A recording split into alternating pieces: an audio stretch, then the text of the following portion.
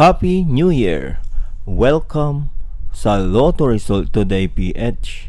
Narito ang mga resulta para sa 5pm draw December 31, 2025.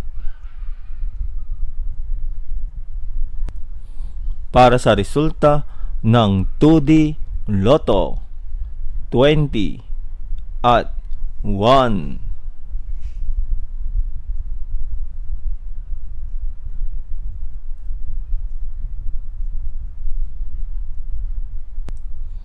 Para sa resulta ng 3D Lotto 0, 6 at 8.